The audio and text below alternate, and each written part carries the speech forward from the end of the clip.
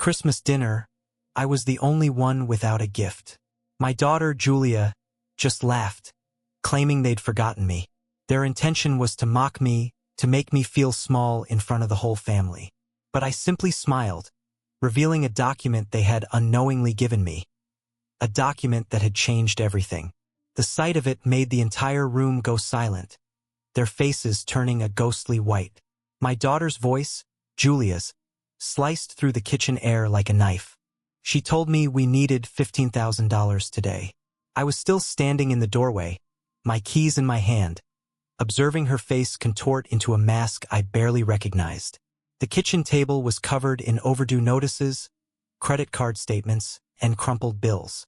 Some were smooth, laid out like exhibits for a case. Her husband, Cody, was lurking behind her, his arms folded across his chest, with that familiar, hateful smirk on his face. He told Julia to inform me about the roof. Julia continued, avoiding my gaze, explaining that the roof was failing and could fall in at any moment. She reminded me that my grandchildren were sleeping under that roof. I placed my keys on the counter with a quiet calmness. I told them to show me the estimate. A tense silence stretched between us. Julia's eyes nervously darted to Cody, who shifted his weight and cleared his throat. Cody told me they didn't need estimates. They needed action. He pointed out that this was the third time this month they had been forced to beg for what he felt was a basic part of family support. He was correct about that. The first time, it was $4,000 for the car's transmission that had failed on the highway. Then another $3,000 for our granddaughter Emma's emergency dental work. Now this, I calmly reiterated my request to see some paperwork, just so I could understand. Julia's voice rose an octave as she asked what there was to understand. She said that her own daughter needed help and that my grandchildren could get hurt. Cody leaned forward. His breath smelled of energy drinks and something sour. He pointed out that I was sitting on my retirement savings while they were struggling. He suggested that it was time to share some of that wealth with the people who truly mattered. I felt something cold settle in my chest. For 23 years I'd been writing checks. 20-3 years of emergencies, and this was the third one this month. I remembered my late wife, Sarah, telling me that love sometimes means saying no. I offered to help by looking at their budget together. I said I could help them. Julia slammed her hand on the table, scattering the bills, and told me they didn't need a lecture. She said they needed their family to act like a family. Cody whispered something to her, and I caught the words, selfish and holding back. Julia's expression hardened further. Her voice dropped to a cold, surgical tone I had never heard before, as she suggested that maybe I should just leave. She said I was clearly no longer a part of the family. The words felt like a physical strike. I gripped the door frame, feeling the solid would grain as everything else seemed to tilt sideways. The kitchen was quiet save for the refrigerator's low hum and Cody's pleased exhale. Julia turned away, immediately occupied herself with the scattered papers, dismissing me as if I were a disappointing bank teller who had denied her loan. My legs felt disconnected from my body as I walked to my car. Through their kitchen window, I could see them talking animatedly, likely strategizing their next move or relieved to be rid of the old man who had finally shown his true selfish nature. I sat in my car for a long time, watching them through the warm rectangle of yellow light. Something fundamental had shifted between her words and the silence that followed. Something that couldn't be undone or forgotten. The engine started with its usual reliable purr, but I didn't drive away immediately. I sat there in the growing darkness, studying their silhouettes, memorizing this moment, the moment everything changed. My house felt vast and empty when I stepped inside. Sarah's reading lamp was still on in the corner, a habit I had never let go of. The silence was absolute, the kind that lets you hear your own heartbeat. I poured myself a bourbon from Sarah's Good Crystal, the set Julia had so often admired, and settled into my leather chair. The financial records sat in their neat files in the oak cabinet. 15 years of careful documentation. An engineer's mind doesn't throw away data, so I had kept every receipt, every canceled check, and every bank statement. The first file was labeled Julia College. For her 4 years at Northwestern at $68,000 a year, I had taken a second mortgage on the house and worked 16-hour days at the plant to make the payments. During her freshman year, Julia had contacted me only twice. Once for money to buy textbooks and again for a spring break trip to Cancun. I remember driving to her graduation and staying in a motel 40 minutes away because the nearby hotels were too expensive. Julia had introduced me to her sorority sisters as the dad who pays for everything. A comment she found amusing. The wedding file was even thicker. $37,000 for a single day. The photographer alone cost more than my monthly pension. I'd walked her down the flower-strewn aisle, feeling immense pride, while she complained that the flowers were the wrong shade of pink. I had paid $4,000 for Cody's bachelor party in Las Vegas, as they insisted on upholding traditions. A down payment on their first house cost $45,000, which they framed as an investment in our shared future. Then there was $8,000 for new furniture because they couldn't live like college students anymore. I methodically flipped through the records, adding the numbers in my head. The pattern was clear when you looked at it objectively. Each request followed the same script. A manufactured sense of urgency, emotional manipulation, empty promises of gratitude, followed by a cooling-off period before the next crisis. Monthly emergencies had become routine. Car repairs that always happened just before a vacation. Medical bills that insurance mysteriously didn't cover. Home improvements that were always critical safety issues requiring immediate cash. The numbers painted a stark picture. $312,000 over 15 years. Not loans, I finally admitted to myself. Gifts. One-way transfers from a foolish old man to his entitled daughter and her lazy husband. I closed the last folder and walked to the kitchen window. The bourbon provided a pleasant warmth, focusing my thoughts. In my reflection, I could see myself clearly for the first time in years. I was a man who had confused generosity with weakness, who had mistaken enabling for love. Sarah's voice whispered in my memory again, reminding me that sometimes love means teaching consequences. I realized I had been grieving the wrong loss tonight. It wasn't the relationship with Julia, which had been dead for years and kept alive only by my refusal to acknowledge it. What died today was my willingness to pretend otherwise. The bourbon glass felt heavy in my hand, substantial, like a decision taking shape. I had spent 15 years being the solution to every problem, the answer to every need. Perhaps it was time to become something else entirely. I rinsed the glass and carefully placed it in the dishwasher. My hands were steady, my mind was clear, and for the first time in years, I knew exactly what needed to happen next. I didn't sleep. Instead, I sat at Sarah's old writing desk, surrounded by decades of financial records, watching the numbers tell their brutal story. By dawn, I had calculated every penny. Not just the money I had given, but the money they had squandered, the debts they had hidden, and the lifestyle they had built on my guilt and generosity. The coffee maker gurgled to life at its usual 6:30 a.m. But when I poured that first cup, my hands didn't shake. The decision had solidified somewhere in the dark hours before sunrise, as solid and unshakable as bedrock. I realized I had been approaching this all wrong for 15 years, thinking emotionally and sentimentally. It was time to apply the same methodical problem-solving that had made me successful in engineering. I would define the problem, gather data, develop solutions, and implement them with precision. The problem was clear. Julia and Cody had learned they could manipulate me without consequences. They had been trained to see me as an unlimited resource rather than a person who deserved respect. My enabling had created the very monsters that now tormented me. I opened my laptop and began researching property law, debt collection procedures, and estate planning strategies. My engineering mind absorbed the information hungrily, filing away relevant details and discarding the useless ones. By 9 in the morning, I had scheduled an appointment with Harold Brennan, my attorney.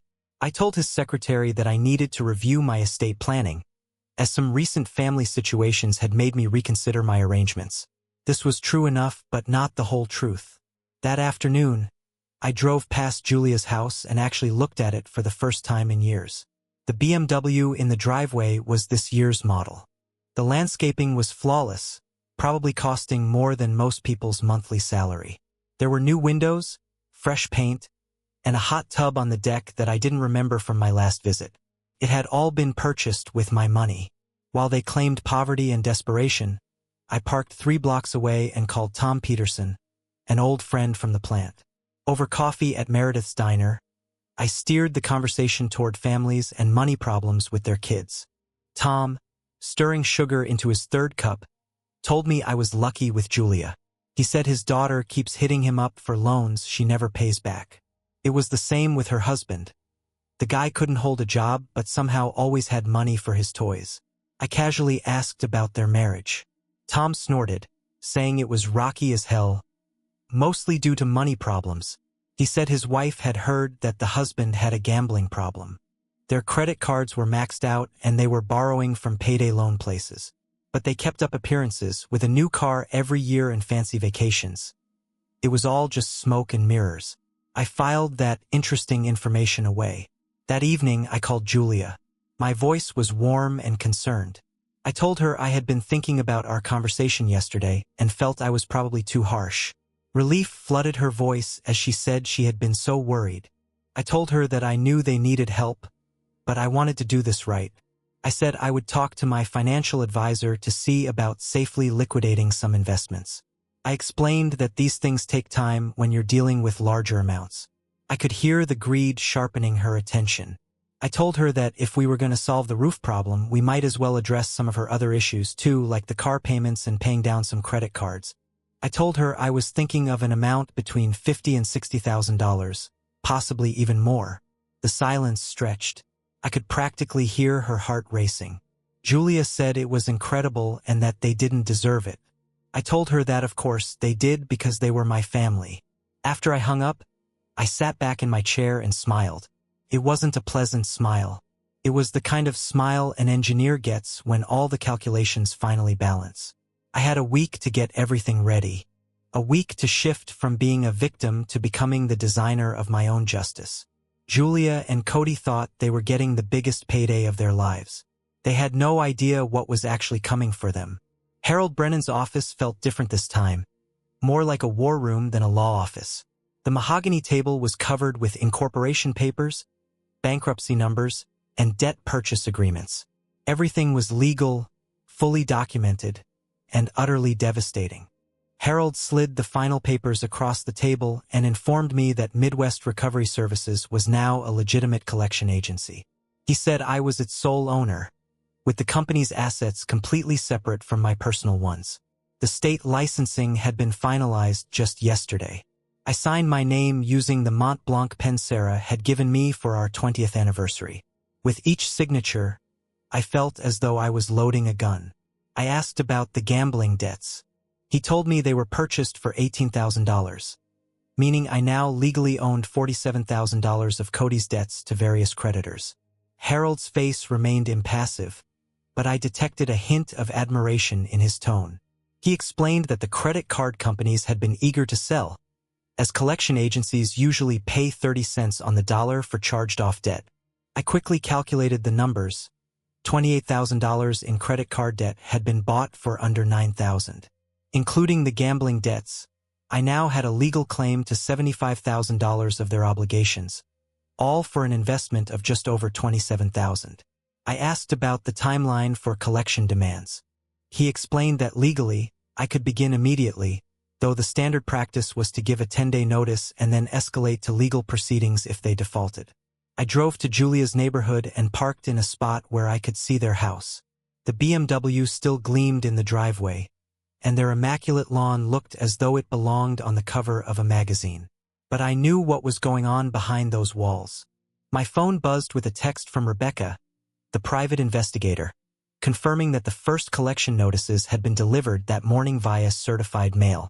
Through the kitchen window, I could see Julia holding an envelope, her face pale. Cody was pacing behind her, wildly gesturing. Even from my car, I could feel the panic radiating from their every movement. The irony was perfect. For 15 years, they had manufactured financial emergencies to manipulate me. Now, they were facing genuine financial crises with no one left to rescue them. My phone rang, and Julia's number flashed on the screen. I answered, hearing the fear and thinness in her voice as she told me that something was happening. She said they were receiving collection notices from companies they had never heard of, demanding immediate payment for debts they believed were already settled. I made sure to sound concerned when I asked her what kind of notices she was talking about. She said the letters were from Midwest Recovery Services, which claimed they owed them tens of thousands of dollars, but she had never borrowed money from a company with that name. I told her that was strange and asked if she had contacted them directly. She told me Cody had, and that the company said they had purchased the debts from other companies. She asked if that was even legal. I carefully explained that I believed it was quite common in the collection industry, and that they should probably consult an attorney. Julia said they couldn't afford an attorney and didn't know what to do. She said the company was demanding payment within 10 days or they would face legal action. The desperation in her voice should have moved me, but instead, it felt like a confirmation of all my efforts, like justice had finally arrived after years of delay. I told her I was sorry she was going through this and that it sounded very stressful. Julia then asked if I could help them figure it out, maybe by loaning them enough money to settle with the collectors. There it was, the same plea, wrapped in a fabricated crisis and demanding an immediate response, the same kind of manipulation that had worked for 15 years. I told her I would need to think about it because it was a significant amount of money. She begged me, saying they were desperate. I told her I understood and would review my finances to see what was possible. After hanging up, I sat in my car for several minutes watching their house. The curtains were now drawn, and I could tell their perfect facade was starting to crumble. I started the engine and drove home, knowing that tomorrow, the real collection process would begin. The next morning at 7:30 a.m., my phone rang, pulling me from the first peaceful sleep I'd had in weeks. Julia's voice had transformed overnight.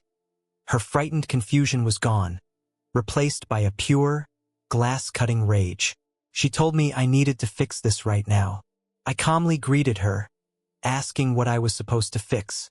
She told me not to play dumb and that Cody had figured it out. She said he had seen the name Midwest Recovery Services on mail at my house last month. I poured myself a cup of coffee, my hands perfectly steady. I told her I was not sure what she was implying.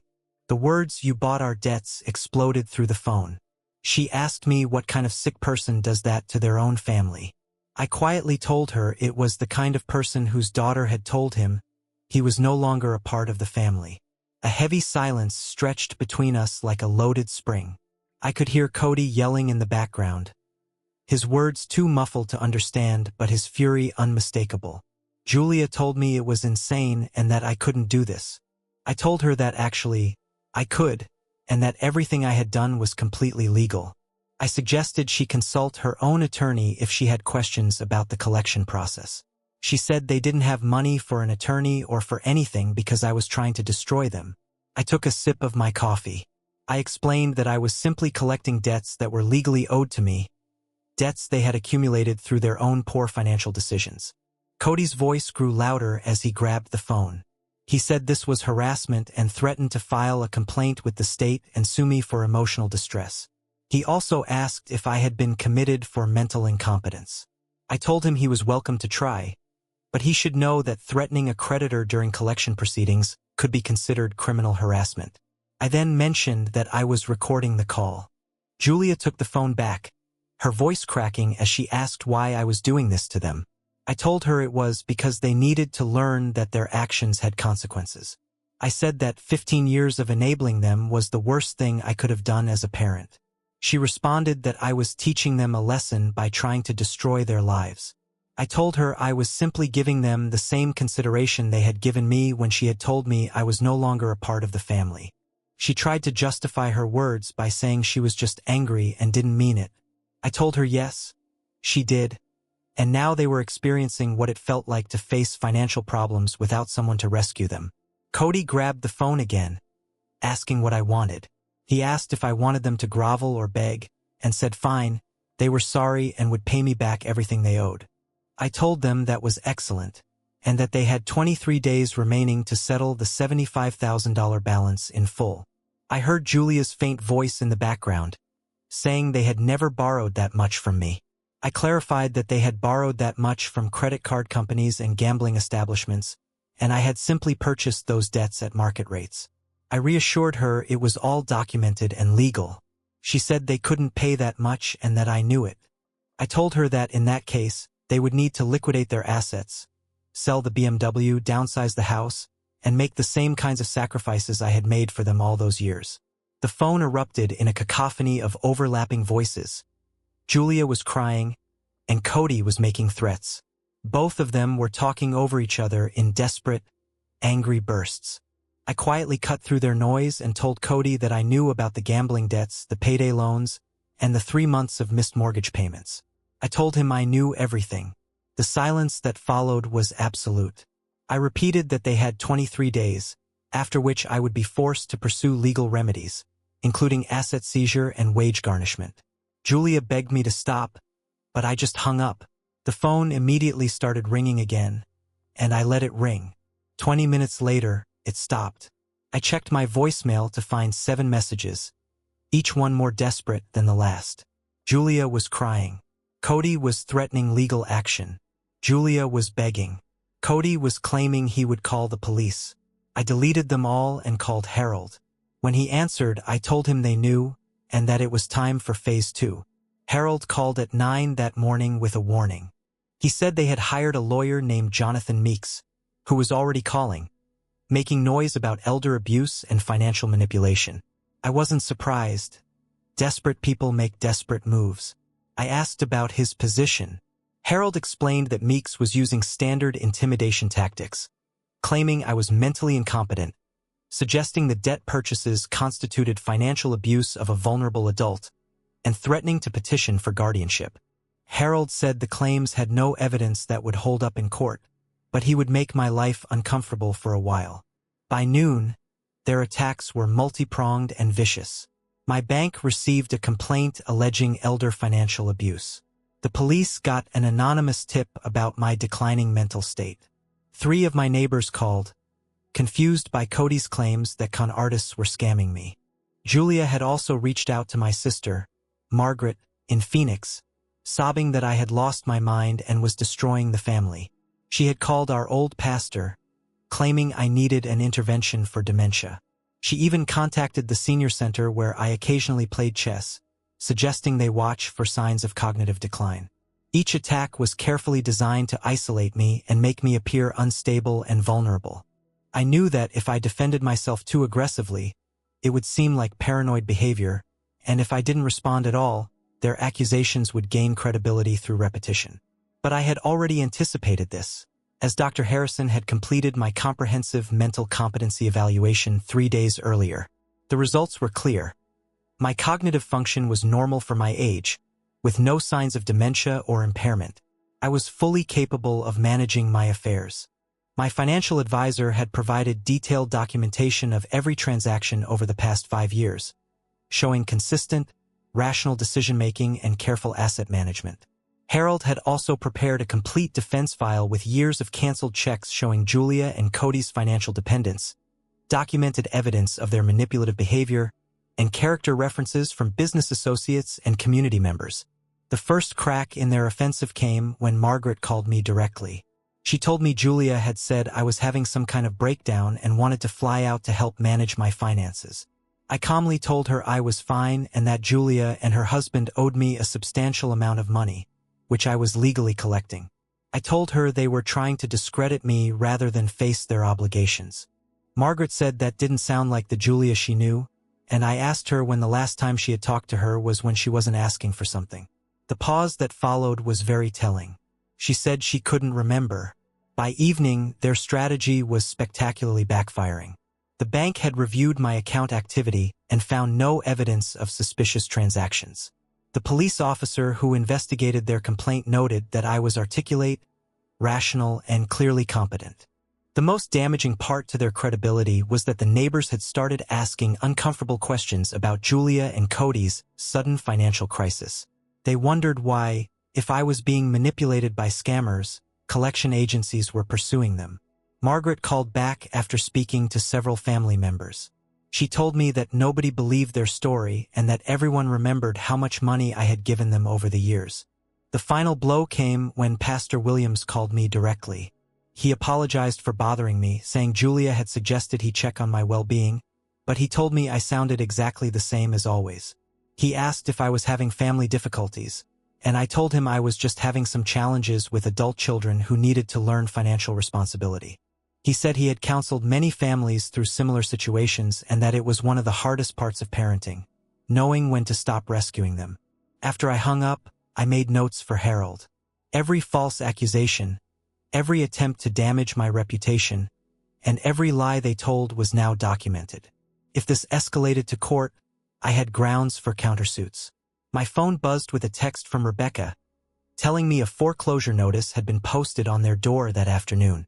I walked to my front window and looked out at the quiet street, knowing that somewhere across town, Julia and Cody were watching their world collapse in real time. Their attacks had failed, and their lies had been exposed. The house I had helped them buy now had 30 days until the bank took it back. I should have felt a sense of satisfaction, but instead, I felt something colder and more precise. It was the satisfaction of a problem correctly solved, an equation finally balanced after years of miscalculation. My phone rang, and Julia's number appeared on the screen. This time, I let it ring. The voicemail she left was 11 minutes of sobbing desperation. I played it while organizing my files, her words washing over me like background noise. She said she had tried to buy groceries, but her card had been declined. She had gone to 3 different stores, thinking it was a system error, but all of her cards were declined. The bank had closed all of their credit lines after receiving my formal notification that I was calling their co-signed loans due immediately. She said the bank wanted $68,000 by next Friday, the car loan, the credit line, and the home equity loan. She said they had never realized I was on all of them. Of course, they hadn't realized. They had been too busy spending to read the paperwork. I deleted the message and made my next call to American Family Insurance. I told them my name was Paul Stewart and that I needed to remove my daughter, Julia, and her family from my health insurance policy, effective immediately. The representative sounded confused, telling me they had been covered under my plan for 8 years and asking if I was sure. I told her I was completely sure. I also told her I was changing the beneficiary on my life insurance policy and that Julia was no longer to receive any benefits. The representative said this was a significant change and asked if I wanted to speak with a counselor about the implications. I told her no counselor was needed and just to process the changes. 2 hours later, I had systematically dismantled every financial safety net I had provided them. The college fund I had established for their children was closed, with the funds transferred to charity.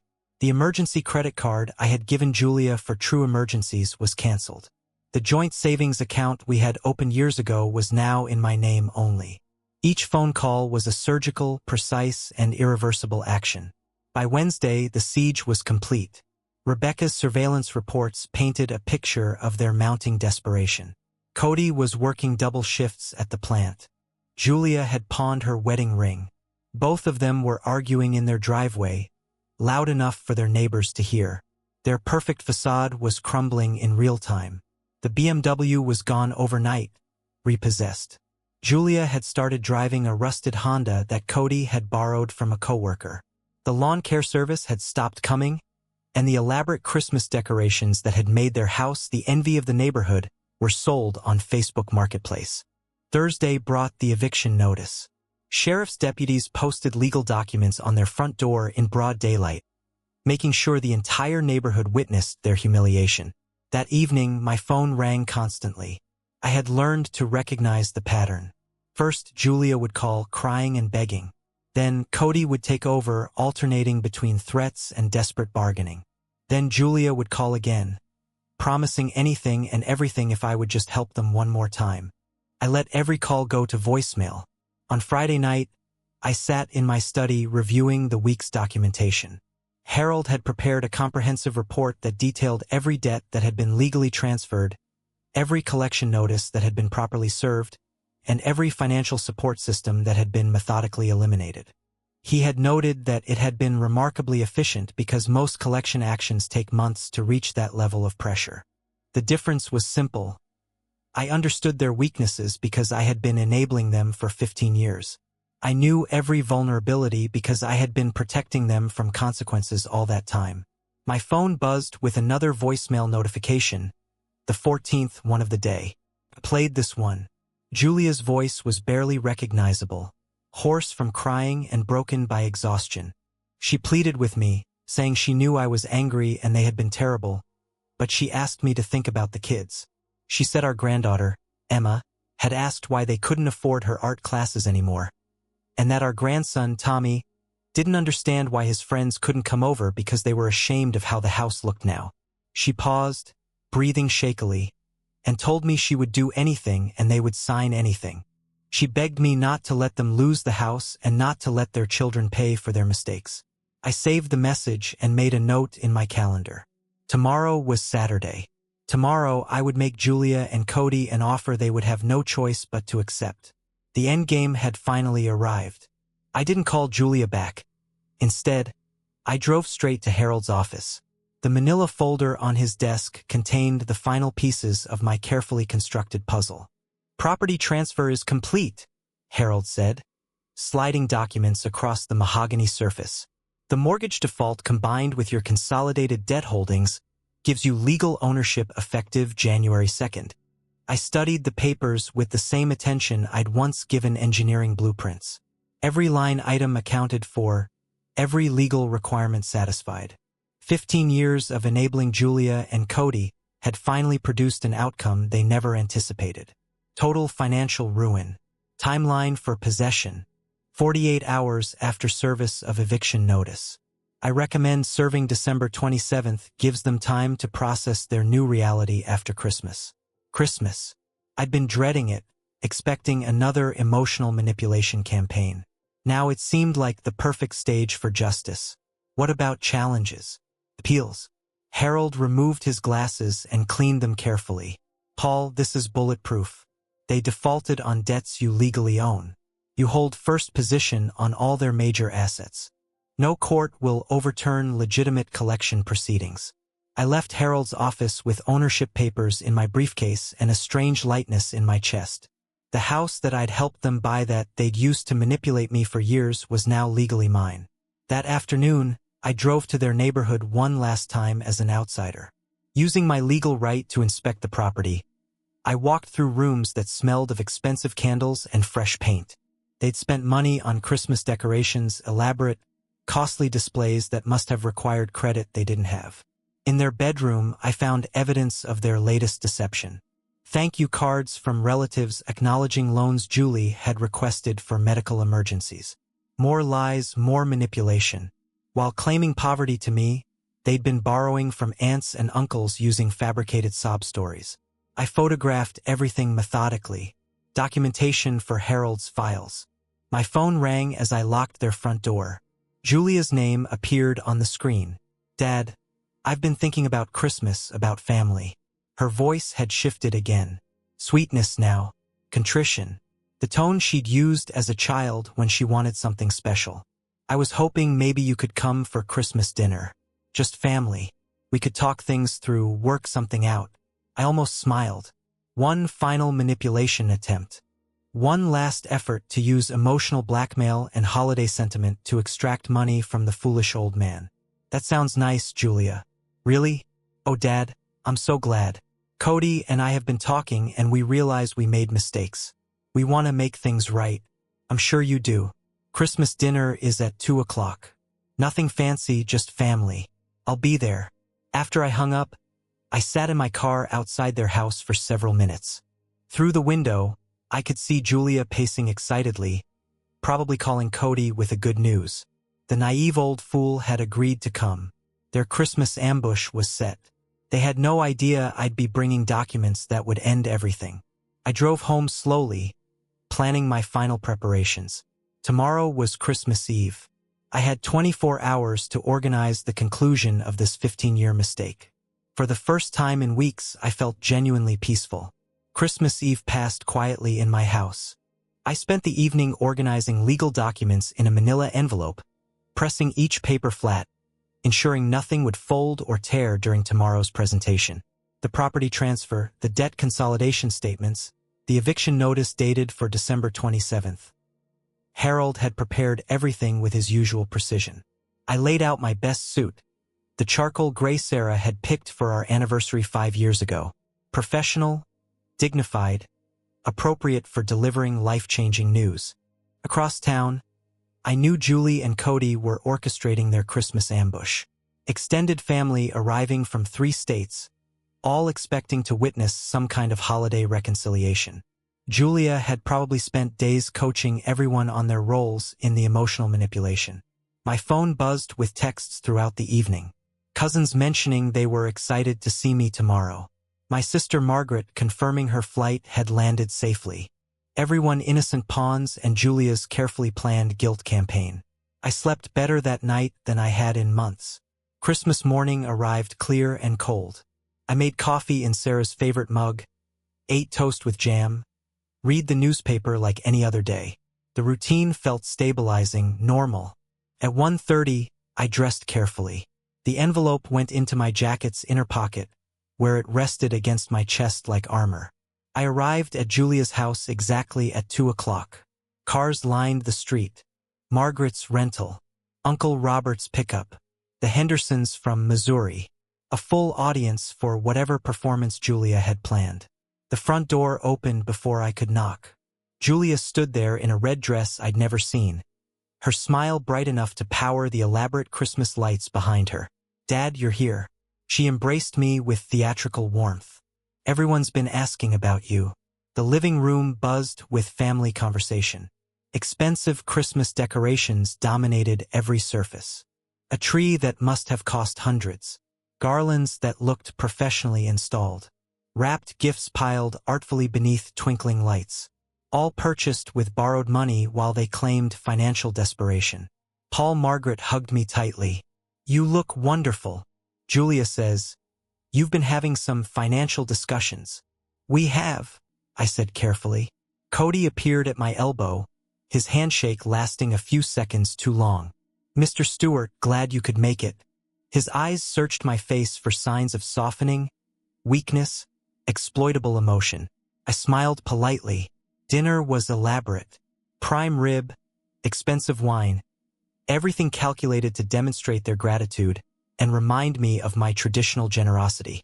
Conversation flowed around family updates, work news, carefully neutral topics, but I could feel the undercurrent of anticipation. Julia kept catching Cody's eye. Other relatives seemed slightly on edge, as if they had been briefed about something significant happening after dinner. "Shall we open gifts?" Julia asked brightly when dessert was cleared. Everyone gathered in the living room. Julia positioned herself near the tree like a conductor preparing her orchestra. The gifts were distributed with ceremony: expensive watches, designer purses, electronics that cost more than most families spent on entire Christmases. Margaret received a cashmere scarf. Uncle Robert got expensive golf accessories. Each gift came with elaborate explanations about how Julia had searched everywhere to find the perfect thing. The pile beneath the tree dwindled systematically. Julia made a show of checking labels, ensuring everyone received their treasures. Then she paused, her expression shifting to manufactured confusion.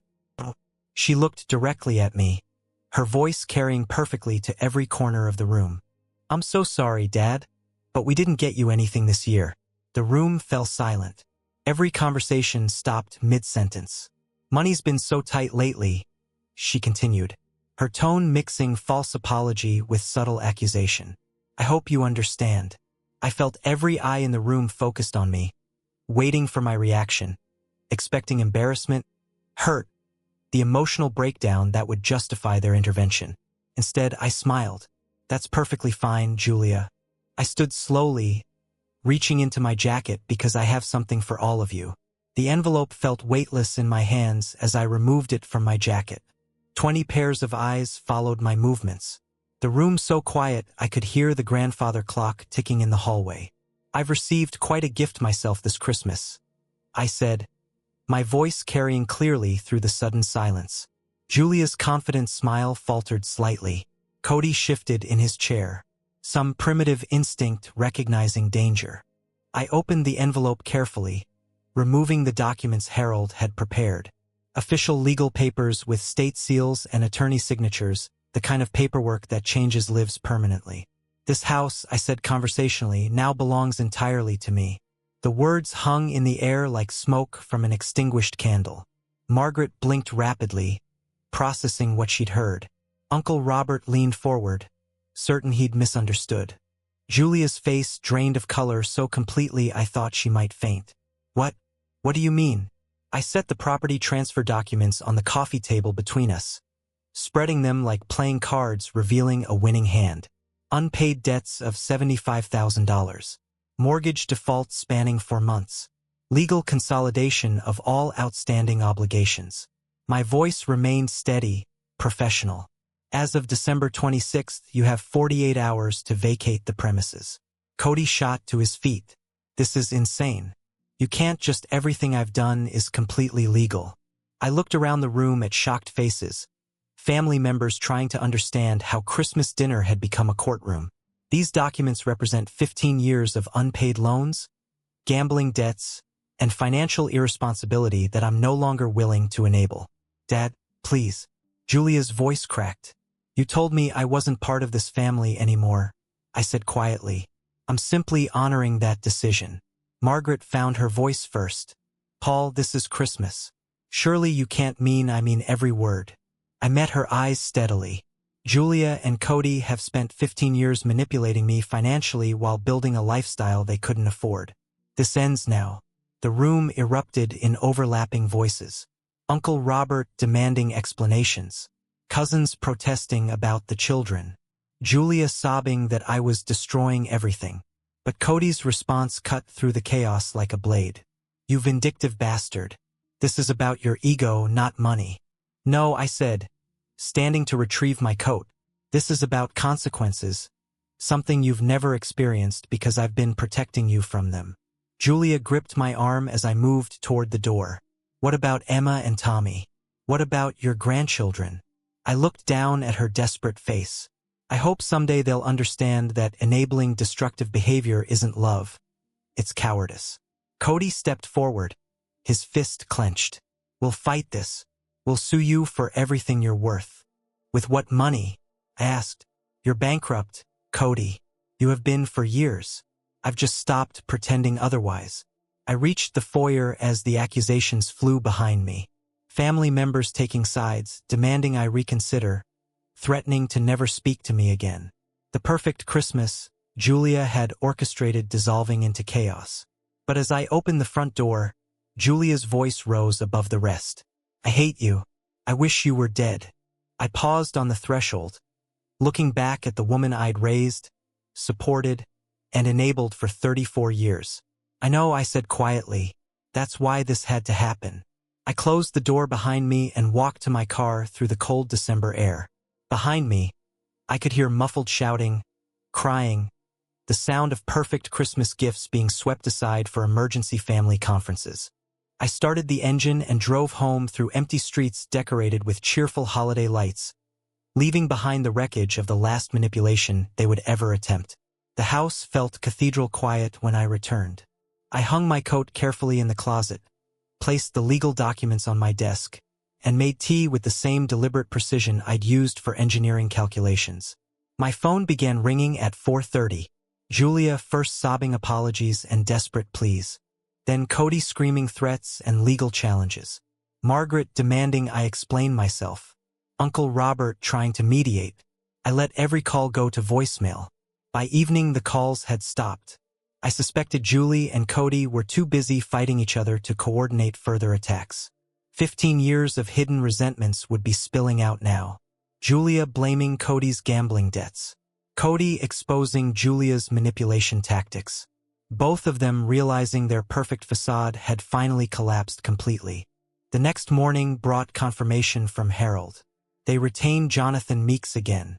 He's making noise about Christmas ambush tactics and emotional duress, but he has no legal standing. Property transfer stands. Timeline proceeding as planned. Eviction notice served at 9 a.m. They have until December 28th to vacate. I spent the day organizing Sarah's belongings, finally ready to sort through memories I'd been avoiding. In her jewelry box, I found the pearl earrings she'd worn on our wedding day. Julia had always admired them, had assumed they'd be hers someday.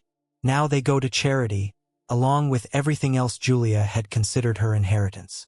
Margaret called on December 27th, her voice carefully neutral. Paul, I've been thinking about Christmas dinner, about what you said, and Julia told me about the money you've given them over the years. The amounts. She paused. I had no idea it was so much. Most people didn't. She also mentioned that she told you weren't family anymore. Said she didn't mean it. She meant it. I said quietly, people don't say things that cruel unless they mean them. So this is permanent. You're really evicting them. This is justice, Maggie. Something I should have delivered years ago. The eviction proceeded exactly as Harold had predicted. Julia and Cody left quietly, loading their remaining possessions into a borrowed truck while neighbors watched from behind curtains.